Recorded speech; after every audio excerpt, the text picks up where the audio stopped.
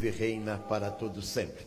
Alegres mais uma vez por vir, de novo, como sempre dizemos, a maravilha de nos reunirmos, nos ajuntarmos com esse coração e com esse propósito, que ele suplanta todos os demais propósitos. Nada é tão auspicioso, nada é tão nobre, nada é tão poderoso como o momento que nós estamos vivendo. Quero cumprimentar as pessoas que a partir desta hora vão se juntar conosco através dessa live, glorificando a Deus por cada uma das vossas vidas. Não importa o que esteja vivendo, sofrendo ou passando, você está, como sempre dizemos, no melhor lugar.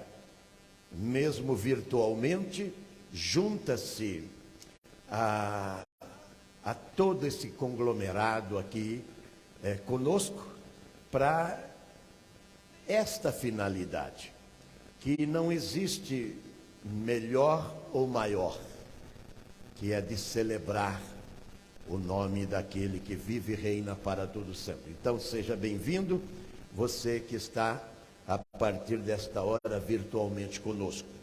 E nós vamos refletir hoje sobre algo que as pessoas conhecem, que é a Bíblia, que é o Evangelho, que é a Palavra de Deus.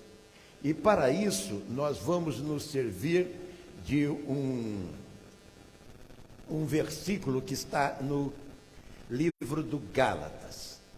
Paulo, escrevendo à igreja da Galáxia, ela diz no capítulo 1, faço-vos, no verso 11, faço-vos, porém, saber, irmãos, que o Evangelho por mim pregado, o Evangelho por mim anunciado, não é de acordo com os homens, não é segundo os homens.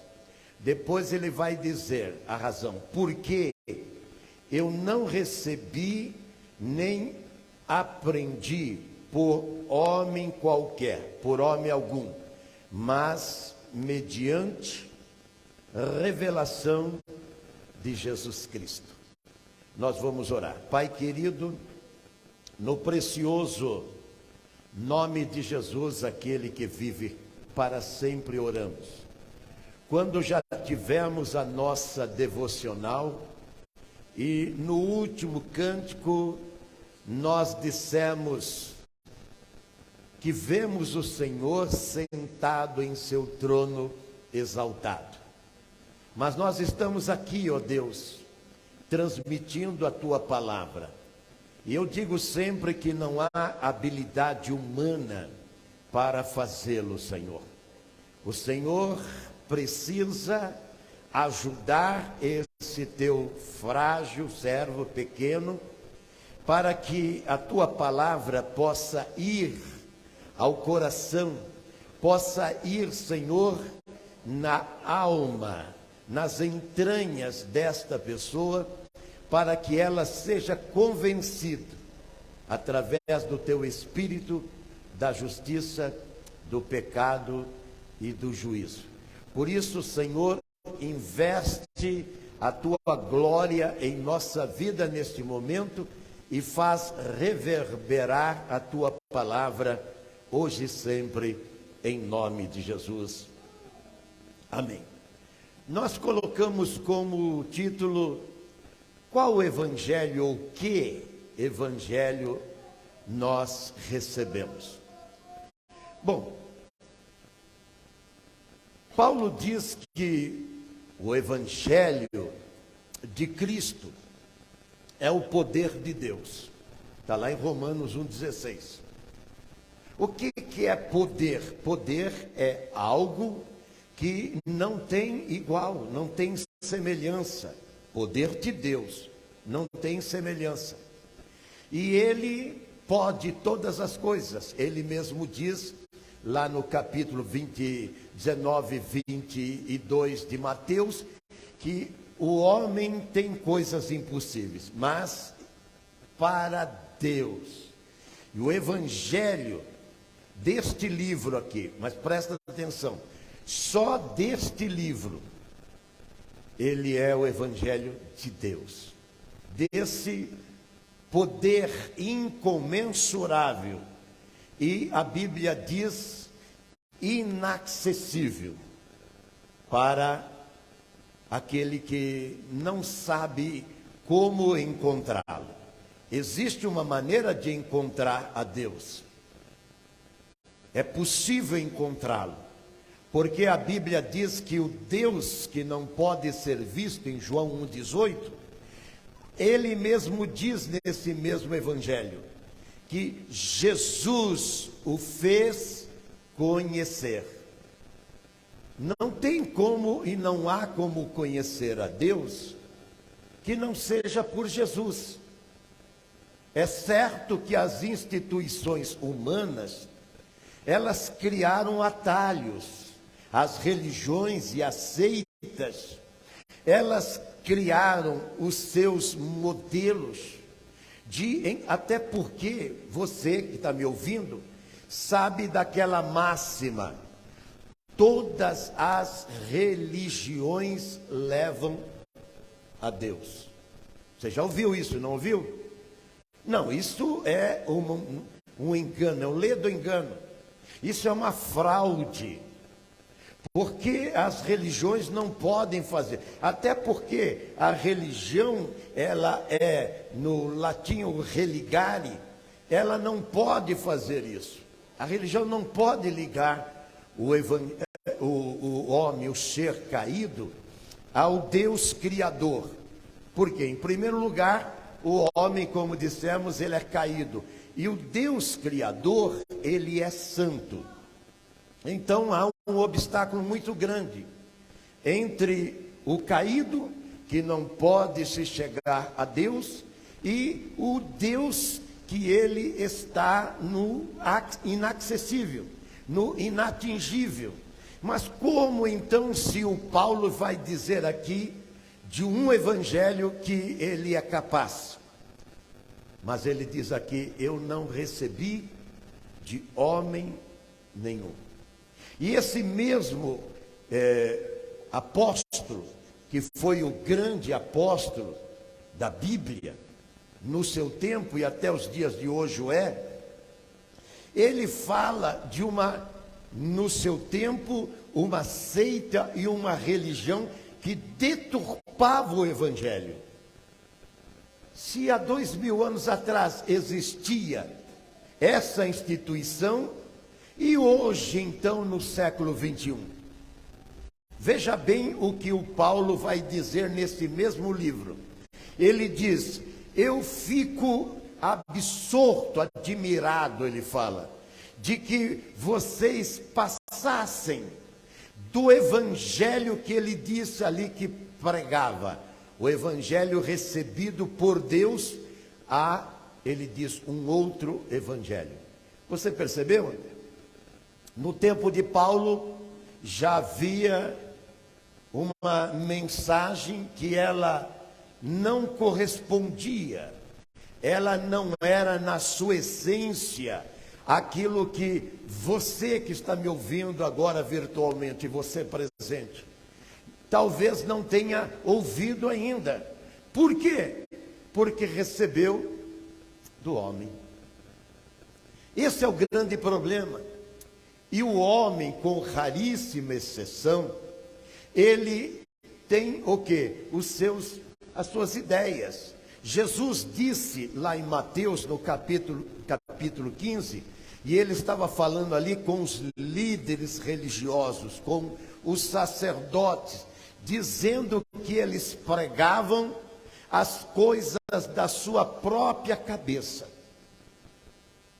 Interessante isso, não é mesmo? É Jesus que está falando em Mateus capítulo 15.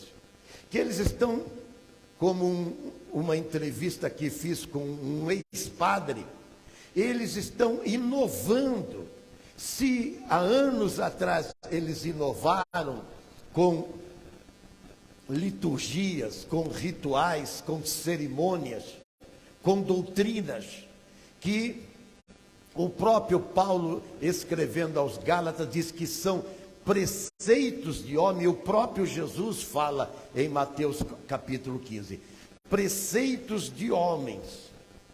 Se eles estavam fazendo naquele tempo, a grande pergunta é o que não estamos fazendo agora? A nível do quê? A nível de fé, a nível de religião. E aí o Paulo está dizendo que ele ficou admirado, absorto. E lógico que isso preocupava Paulo.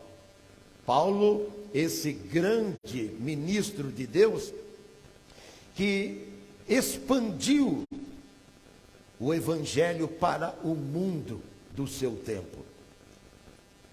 Paulo foi o único que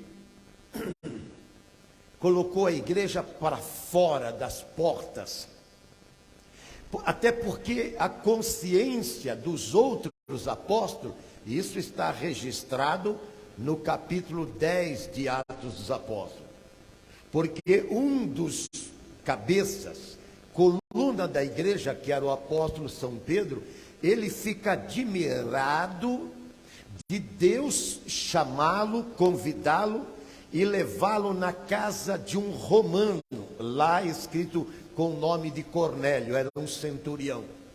E ali, o poder de Deus, que é o selo, veja bem, tem igrejas grandes no mundo, não só no Brasil, dizendo que o selo de Deus é um dia da semana. Mas é uma fraude isso também. É uma igreja de milhares de pessoas na terra, dizendo que o selo de Deus é um dia qualquer da semana. No caso deles tem um dia lá, né? Como os judeus os tinham também. E o próprio Jesus vai dizer lá no capítulo 12 de Mateus, que ele era, ou é, porque ele nunca era, ele sempre é, ele é no passado, no presente e no futuro. Ele diz, aqui está quem é maior do que o sábado. E eles estavam adorando e reverenciando e guardando esse dia. Eu costumo dizer que a primeira missivista, a primeira evangelista, a primeira mensageira do evangelho, que foi Maria Madalena, ela deve ter sofrido de uma maneira dantesca, porque ela teve que guardar um dia. Tanto é que quando ela chega no domingo de manhã, ainda escuro, está escrito em João capítulo 20, ela vê aquela pedra tirada do túmulo, ela diz, levaram o meu Senhor, eu não sei onde ele está. Olha o desespero desta mulher, que teve que guardar um dia. Então o selo, como nós estamos dizendo aqui, foi o que aconteceu na casa de Cornélio, lá em Atos capítulo 2. E a Bíblia diz que o selo do Senhor, que antigamente era o selo do Senhor na vida de Abraão e de todos os judeus, era a circuncisão, que era o que? A aliança de Deus para com os seus filhos. Por isso que os judeus o faziam. E hoje o Paulo vai dizer lá em Coríntios que a circuncisão já não é no corpo, e sim no coração. Por isso que eu gosto do Evangelho, porque o Evangelho não tem fraude. O Evangelho de Cristo, que vem dos céus, que vem de Deus, que não vem dos homens. Mas o Evangelho que vem dos homens, ele é cheio de detalhes. Você percebeu? Você não pode fazer isso, não pode fazer aquilo. Aí eles falam, na sua igreja pode fazer tudo? Pode. Na nossa igreja pode fazer tudo. Pode, mas você não vai querer. Uma vez me perguntaram ainda no meu serviço, quando eu trabalhava antes de aposentar. Você vê que faz tempo. Aliás, nós não tínhamos nem igreja. Perguntaram, Por que que eu não fumava, não bebia, não jogava? E eles viveram comigo lá. Por muitos anos, décadas, trabalhava no serviço público comigo. E ele falou, por que que você não faz? Aí eu disse para ele, eu não preciso. Sabe por que o homem peca? Sabe por que o homem entra aqui com seus vícios, com seus erros e seus pecados? Porque ele precisa disso. Agora, quando você encontrar com aquele que é o Senhor desse evangelho, veja bem, Paulo em Filipenses, no capítulo 1 de Filipenses, ele diz, eu perdi todas as coisas. O que é perder todas as coisas? Ele mesmo está dizendo, aqui no livro que nós lemos, o que ele perdeu. Olha o Gálatas, nós lemos o verso 11 e o 12. Depois o verso 13 que nós lemos, ele diz, vocês sabem, vocês ouviram como eu procedia quando eu era judeu. Judeu é aquela pessoa detalhista na religião. Não tinha nos tempos de Jesus, presta atenção, não tinha nos tempos de Jesus uma religião maior do que o judaísmo.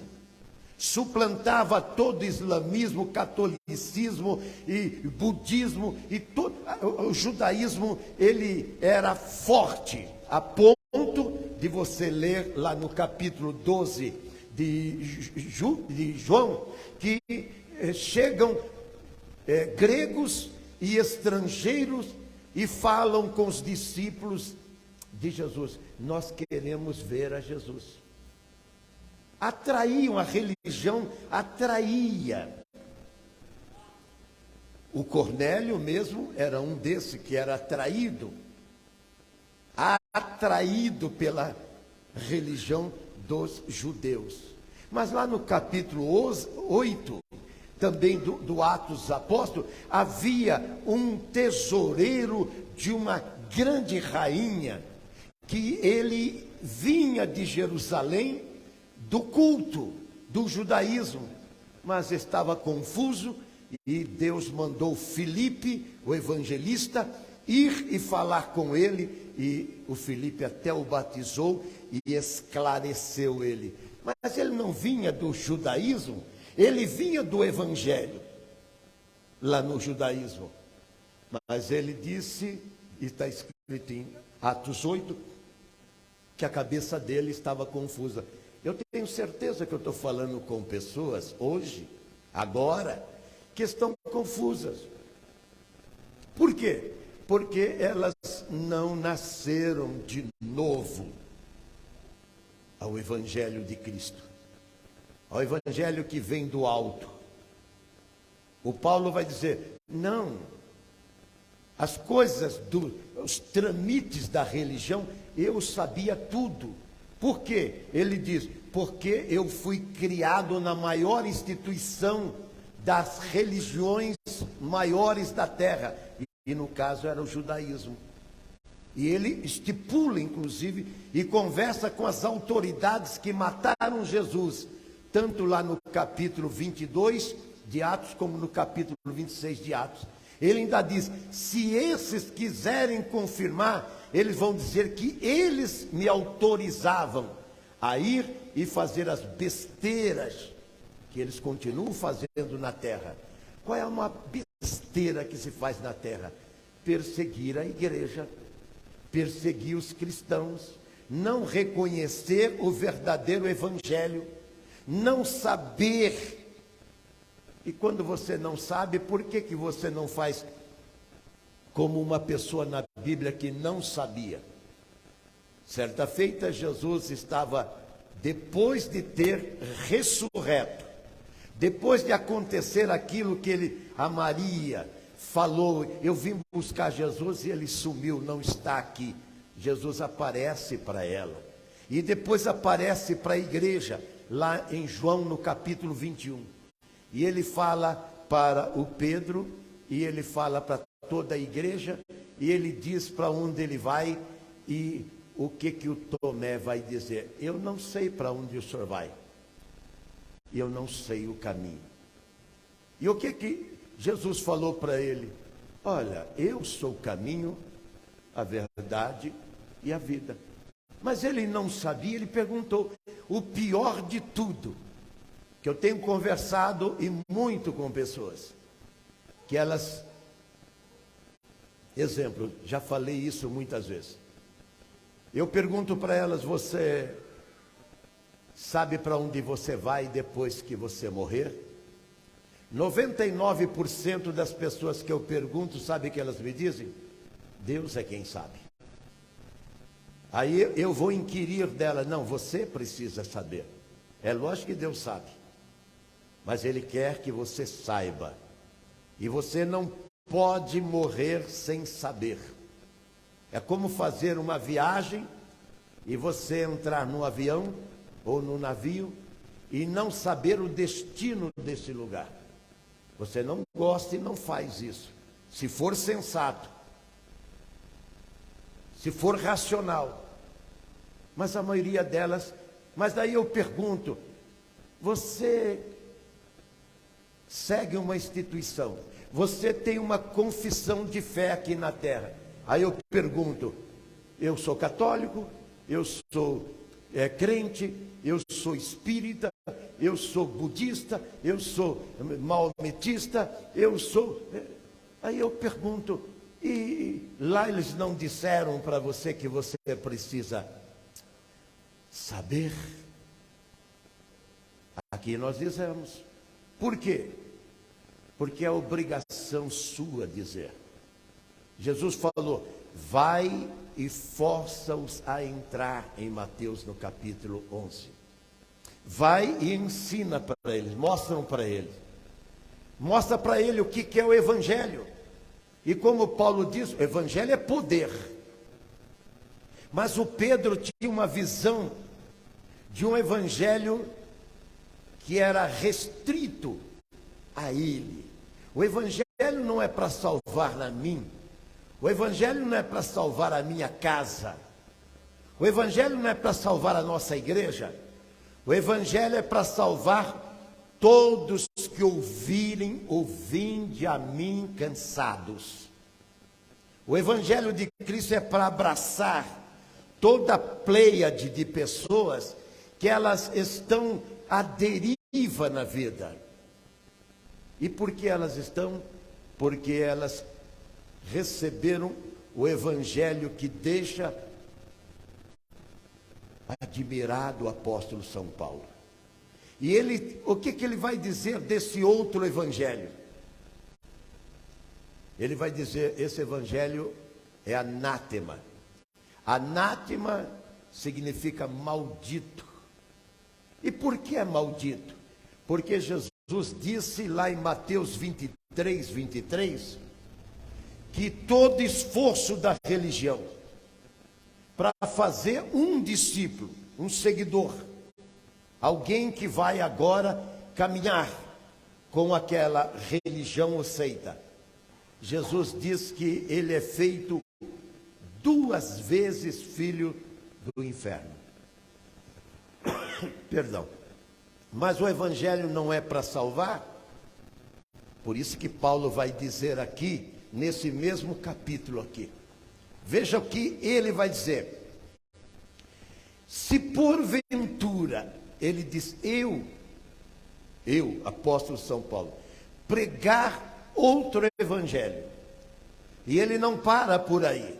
Aí ele vai e diz, se mesmo um anjo dos céus descer e pregar para você um Evangelho que não seja o que estou pregando para vocês, ele diz, seja anátema. Por quê?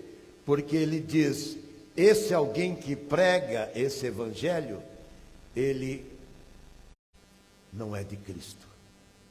Qual Evangelho que eu posso crer e qual que eu estou seguindo? O Evangelho de Cristo, ele traz perdas. O Evangelho do homem, você acumula coisas. você abraça coisas que lhe são confiadas e permitidas. Quando é o Evangelho de Cristo, ele vai restringir você. É a pior coisa para a vida de uma pessoa, é a abstinência daquilo que ela está inclinada. Exemplo, você gosta de música, e essa música não glorifica a Deus. Você tem que se abster daquilo. Você veja que geralmente todos nós gostamos de música. Você gosta de filmes, e aquele filme, ele é cheio de lascívia, é cheio de erotismo. Aliás, é o que mais tem em todos os meios de comunicação. Aquelas revistas que você guarda escondido até da mãe, da mulher, dos irmãos, mas que vez ou outra você dá uma folheada nela. Você vai ter que se abster daquilo. Você gosta de dar umas calibradas. Você tem uma inclinação para a bebida, para as drogas, para os vícios. Então você vai entrar num processo de abstinência. Você percebeu como é ruim entrar para o lado de cá? Você percebeu como é ruim você vir para o lado de cá? Mas eu estou falando para você a verdade. Por isso que você arrumou um sacerdote, um pastor, um papa, um bispo, um líder, que ele diz para você: não, você está no caminho certo. Até porque tem uma grande religião, eu não vou falar religião, tem uma grande seita no Brasil, e agora já está fora do Brasil, que eles têm uma máxima. Sabe qual a máxima dele? No dia que Deus quiser, Ele te liberta. Parece que essa doutrina, ela não é essa doutrina que o Paulo está escrevendo aqui. Olha o que ele vai dizer, esse Paulo. Paulo escrevendo em Filipenses. Ele diz, no capítulo de número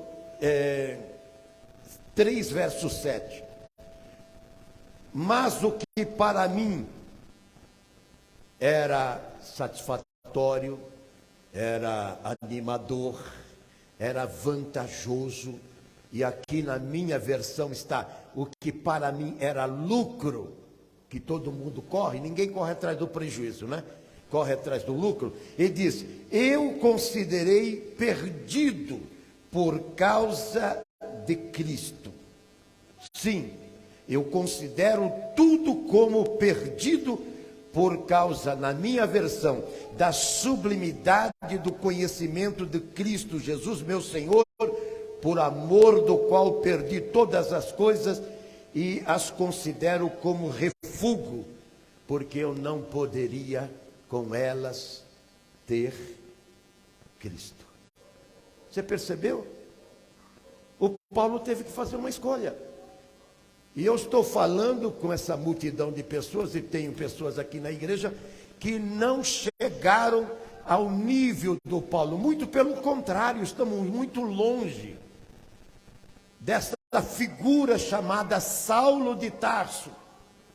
E nós não estamos longe de Saulo de Tarso, como estamos longe do Paulo de Tarso. Saulo, quando estava com lucro, com ganho, com patente, com credenciais, com autoridade humana.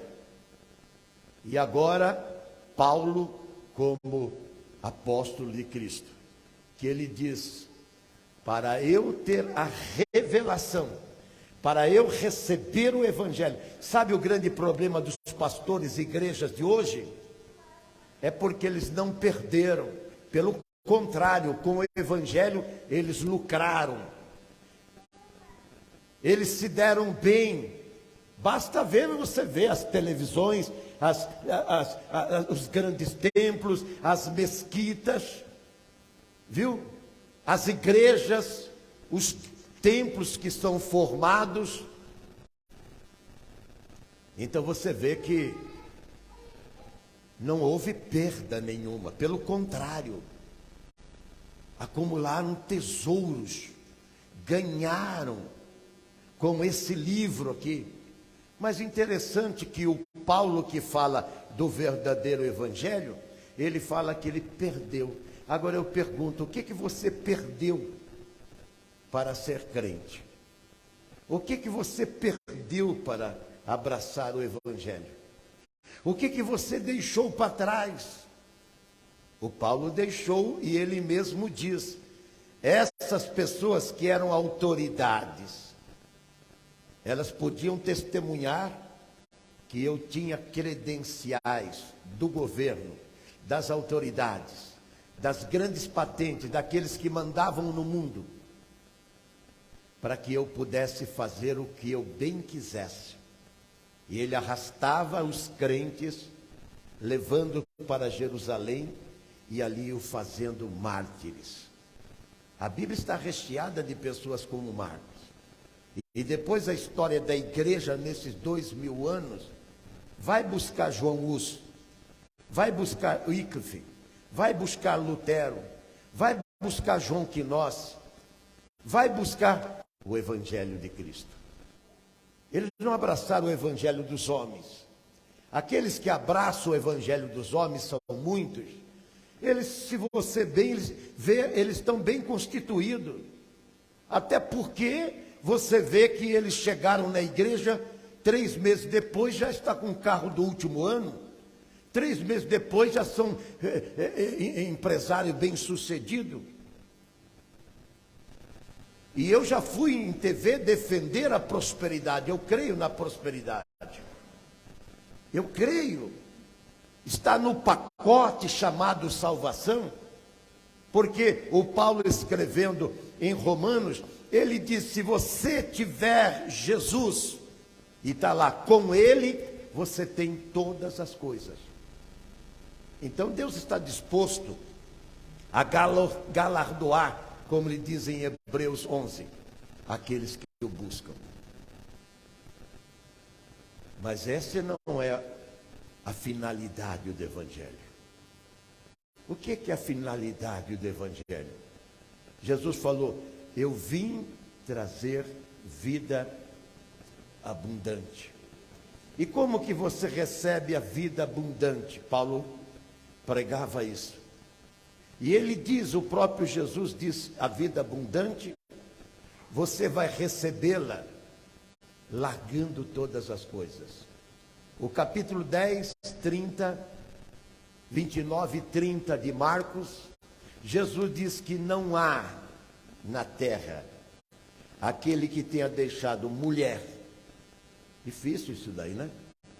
Marido, filhos, os pais, os seus bens, e depois ele termina, por amor de mim e do Evangelho. E aí ele diz, vai receber 100 vezes mais nesta vida. Você percebeu como existe a prosperidade? E depois a vida eterna. Mas o que as pessoas estão fazendo?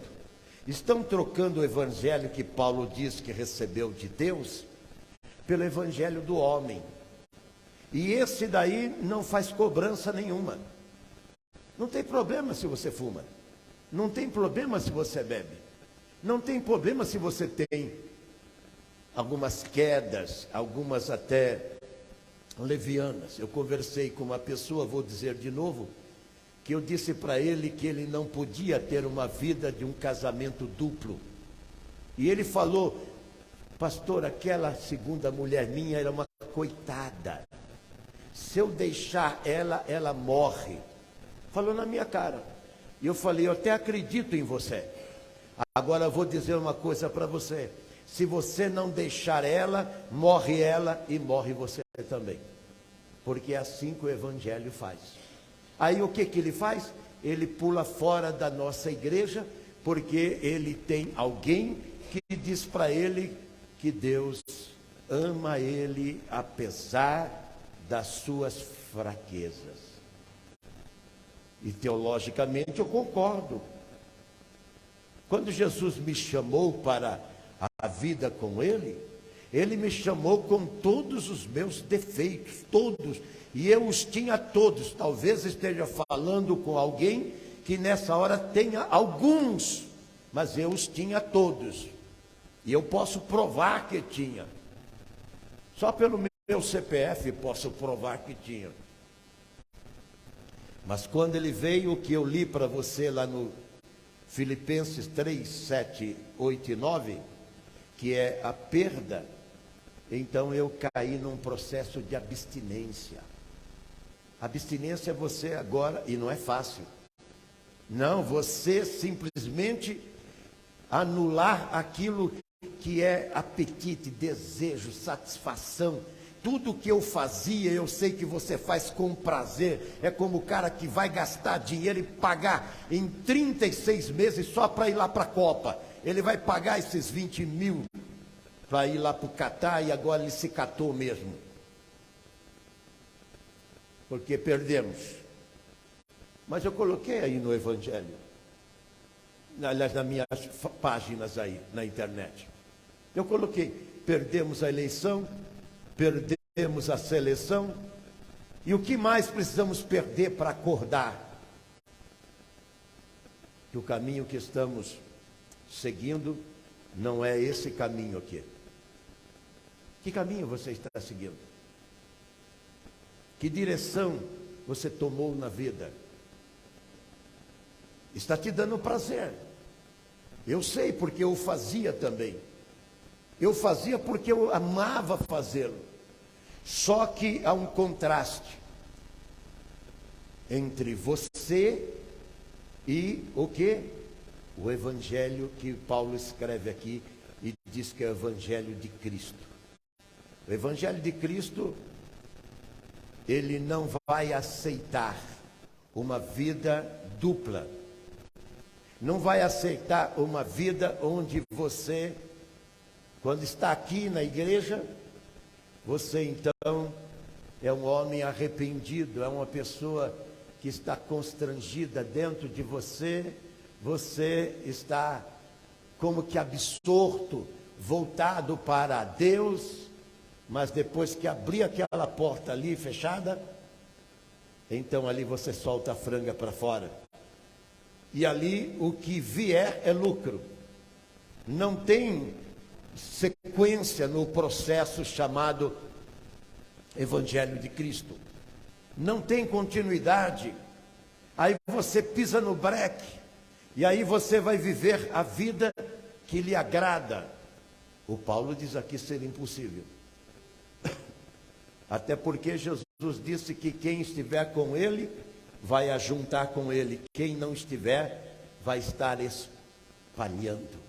Ele diz: quem comigo não ajunta, espalha. Qual é o resultado? O resultado daquele que não vai abraçar o Evangelho vai ser perseguidor. Quando Jesus apareceu para Paulo, lá em Atos no capítulo 9, o que Paulo ele fez? Ele se rendeu ao caminho de Damasco para a sua vida. Hoje é o caminho de Damasco. Porque em Hebreus 4, 7, 3, 7 e 9, ele diz: se você ouvir, e você está ouvindo hoje, a voz dele, ele diz: amolece o coração, abre o coração. E ele diz em Apocalipse 3:20: estou à porta e bato. Se você abrir a porta, eu entrarei. O que o homem precisa? Do Evangelho que entra em você. E o Pedro vai dizer: não há outro. Atos 4:12, ele diz: não há outro debaixo dos céus que possa fazer você filho de Deus. Não há outro. A religião não pode salvar você. A instituição aqui do mundo não pode. Eu sei que muitas delas são agradáveis mesmo. Eu as contemplo quando posso, eu as vejo como posso, quando posso, as vejo até parece que... Outro dia conversava, inclusive, com uma pessoa aqui da igreja e colocamos um vídeo onde na liturgia, na cerimônia, as pessoas caíam no chão. Aliás, você sabe disso. As pessoas caíam no chão. Aí eu disse para essa pessoa, eu não tenho problema com as pessoas que caem no chão. Aliás, já expulsei muito demônio que caiu no chão. O meu problema é quando elas levantam do chão. Se levantar do chão, e a vida foi como a do Paulo, transformada, o Paulo caiu no chão, está lá em Atos 9. Mas quando ele se levantou, ele já era um outro homem. Se cair do chão, ou no chão, se esburrifar no chão, e levantando tiver a nova vida que só esse evangelho aqui produz, eu estou de acordo com esse pastor. Mas simplesmente se for uma emoção ou um espetáculo apenas, que eu também sei fazer, então eu estou fora. Porque o evangelho de Cristo não se presta a fazer teatro. Jesus não morreu na cruz do Calvário, gente, ele morreu. Se tem uma coisa que o mundo não pôde negar, é que o Calvário, quem for em Israel vai ver aquele lugar. Perdão, não vai poder ir lá, porque é dos árabes lá. E eles não deixam você chegar lá, você vai ter que olhar de longe. Aquele lugar existe. A história mostra, os relatórios todos mostram, a ciência explica tudo isso. Mas para que ele fez? Para que ele deixa? Você que não quer deixar os seus vícios para ir para os céus, ele deixa os céus e ele vem aqui na terra e morre a dor mais dantesca que existe. Não existe uma dor maior do que a que Cristo viveu na cruz. Muitos morreram. Quem assiste a história do romanismo sabe que o romanismo era cruel em fazer espetáculo de crucificar aqueles que eram contrários ao império. Como na política de todos os mundos, olha o que está acontecendo na terra. Aqueles que é contrário, simplesmente, se eles puderem, eles vão simplesmente ignorar. Senão, eles vão anular essas pessoas e, às vezes, dando um perdido nelas, como a gente sabe que acontece na terra. Jesus morre. E ele morre para quê? Para que o evangelho dele seja transformador. Agora eu pergunto, a sua vida é uma nova vida com Deus? A sua vida, ela é diferenciada? A sua vida, ela é vista como quem olhar para você vai dizer, olha, uma mulher de Deus, um homem de Deus, um jovem de Deus, e até uma criança de Deus. Eu conheço algumas. Vez ou outra eu coloco meu neto orando. Aquele menino que você vê, meu bisneto orando. Mas eu coloco também uma criança dançando funk, que tem metade da idade, ou menos de metade da idade, está até de fralda, que o meu bisneto. Você consegue ver diferença nisso? Um está sendo criado pelos preceitos de Deus, que é o Evangelho de Cristo, e o outro não. O pai gosta de um goró, o pai gosta de um pico na veia, o pai gosta de um baseado, e o filho está lá vivendo aquilo lá, e de repente vem o fulano, a fulana que é MC não sei o quê. Eu não sei que mestre de cerimônia é esse capeta, mas está lá MC das quantas. Para quê? Para ele pular lá do prédio como o outro fez? Porque está todo chapado. e o que ele vai passar para essa criança que tem um ano e pouco, que já está lá. Você que segue sabe que eu faço isso.